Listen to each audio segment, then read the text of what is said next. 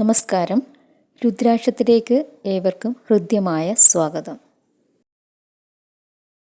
ദേവീ മാഹാത്മ്യത്തെ പറ്റിയാണ് ഇന്നിവിടെ പറയുന്നത്. പ്രപഞ്ചത്തിൻ്റെ സൃഷ്ടി, സ്ഥിതി, സംഹാരം എന്നിവയ്ക്കെല്ലാം മൂലകാരണം ലോകമാതാവായ ആദിപരാശക്തിയാണ്. മാതൃസ്വരൂപിണിയും ഭക്തവത്സലയുമാണ് ദേവി.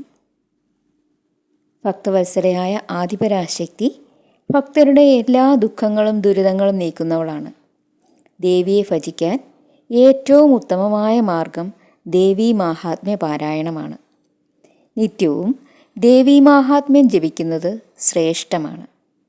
ദേവിയെ സ്മരിക്കുന്നതിന് നേരമോ കാലമോ നോക്കേണ്ടതില്ല. നിറഞ്ഞ മനസ്സോടെ ദേവിയെ പ്രാർത്ഥിച്ചാൽ ദേവിയുടെ പ്രീതി ലഭിക്കുന്നതാണ്. ഭക്തിയോടെയുള്ള ദേവീ മാഹാത്മ്യ ജപം കുടുംബ ഐശ്വര്യത്തിനും അഭിവൃദ്ധിക്കും ഏറ്റവും ഉത്തമമാണ്. ദേവീപ്രീതിയാൽ കുടുംബത്തിൽ ശാന്തിയും സമാധാനവും ഐക്യവും നിലനിൽക്കുന്നതാണ്. ദേവീ മാഹാത്മ്യം ദേവിയെ വർണ്ണിക്കുന്നതാണ്.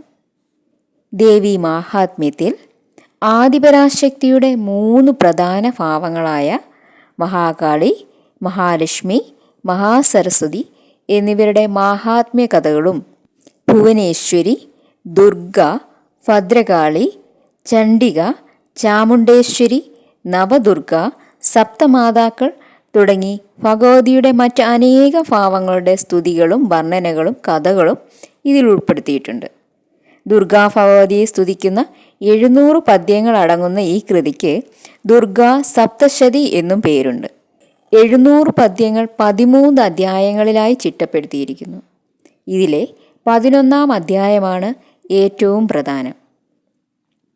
ഈ അധ്യായത്തിൽ ദേവിയുടെ എല്ലാ ഭാവങ്ങളും വർണ്ണിക്കുന്നുണ്ട്. സർവമംഗളമംഗല്യേ ശിവേ സർവാർത്ഥസാധികേ ശരണ്യേ ത്രയംബകേ ഗൗരി നാരായണീ നമോസ്തുതേ എന്ന നാരായണീ സ്തുതി ദേവീ മാഹാത്മ്യത്തിലെ 11-ാം അധ്യായത്തിലാണ് ഉള്ളത്. സർവസ്വരൂപേ സർവേശേ സർവശക്തി സമന്വിതേ ഭയേഭ്യസ്ത്രാഹിനോ ദേവി ദുർഗേ ദേവി നമോസ്തുതേ എന്ന് തുടങ്ങുന്ന ദേവീ സ്തുതിയും ദേവീ മാഹാത്മ്യത്തിലെ 11-ാം അധ്യായത്തിലാണ് ഉള്ളത്. യാ ദേവി സർവഭൂതേഷു എന്ന് തുടങ്ങുന്ന ദേവീ സ്തുതി ദേവീ മാഹാത്മ്യത്തിലെ 5-ാം അധ്യായത്തിലാണ് ഉള്ളത്. എല്ലാ വെള്ളിയാഴ്ചകളിലും ദേവീ മാഹാത്മ്യം പാരായണം ചെയ്യാവുന്നതാണ്. നിത്യവും പാരായണം ചെയ്യാൻ കഴിയുമെങ്കിൽ അത് വളരെ ഉത്തമമാണ്.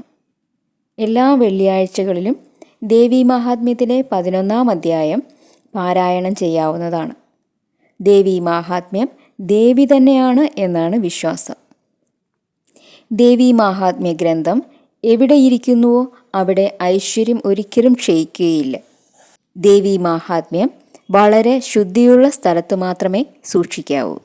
ദേവീ മാഹാത്മ്യം പട്ടിൽ പൊതിഞ്ഞു വേണം സൂക്ഷിക്കുവാൻ.